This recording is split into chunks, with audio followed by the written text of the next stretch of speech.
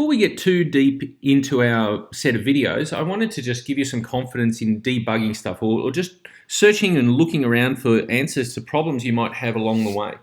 You might find that you've tried to, as faithfully as you can, copy the stuff that I'm doing, but it's not quite working. Or some peculiarity in your computer is making the thing behave differently. Don't panic too much. Google's your friend here. It's 2020 and someone out there has seen the same problem as you before, very probably. So I wanted to sort of replicate a bit of an issue here. We've got a web server running on port 33. You can see this. If I keep refreshing this, it's working, but you'll see here the terminal isn't running at all. So what's happening here is that the terminal crashed or something, and that the process that's running that port 3000 rather is port 3000 is still operating. So we want to find out why and what's going on, and I'll show you what happens actually if I try to go and run a web server here now, as I normally would when I start up my app. We'll see what happens. I can't. No, I'm going to put node on, and it's going to tell me that 3000 is already in use and the app's crashed. All right, so as I say, somebody's must have already seen this behavior before. I didn't see it in my videos, or I've had to create this, but this is something that could happen to you as you're developing stuff. So what do? Well, somebody out there is looking to help you. There's the community of software developers around the world is a wonderful community, and they're looking to help you. So just Google it. Someone's seen this before, and I'll choose the Mac one here, and we'll just see what happens. So our very first Google search result is this one, and it's from a website called Stack Overflow. Now, Stack Overflow is a great website. It's the main one that I would ever use to find answers to problems that I'm having throughout development, and I don't know really how we ever develop software without it, to be honest.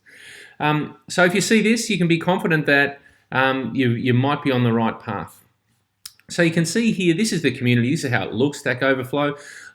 Somebody's said that they've got a problem, and in this case they have the same problem, but they're running the Rails to do this. So it's probably going to be the same answer because it's the port that's the problem, regardless of which web server or which language we're using.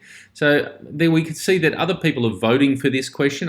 Lots of people in the past have had this problem, and then others in the community offer their answers. So you can try this. And it's giving me answers depending on what version of the OS I'm running. But I don't think this looks like me at all, so I can keep going. I can find it and kill it here. So reading this, it looks like 1,900 people have voted for this answer. 3,100 have voted for this one. I'm going to give this one a crack because it just looks a simpler solution. You can read the comments and feel safe, feel confident in what you're doing, see what other people tried to do when they had this experience, see if you think it's dangerous or not, and give it a go. Have confidence. What's the worst that can happen? Well, I suppose I've tried some things some answers that I really didn't understand before in the past, but really nothing much has gone wrong ever. Just read the comments and see whether or not other people are saying this is dangerous. And if you don't, then have confidence that you can probably give it a go. So I'm going to try this one. I'm going to stop my server here, Control C, and I'm still in the Jump Club directory here. So I'm going to do this. I'm going to find the process running 3000. There we go. And it's asking for my password. That's fine. I'm going to put it in now. That's the password of my computer, the login. And it's telling me the process ID that's running this, that's running port 3000. Great.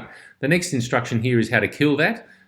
So I'm just going to say kill -9, and then so I'll type it, kill -9, and then the process ID 1304, and hit enter.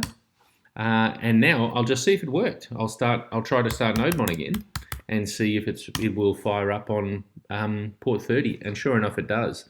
So I managed to have a problem. I took the error that was in my that was the clue to my problem. I used Stack Overflow to give me an answer. I read the comments and I decided whether or not this sounded like something that could help me.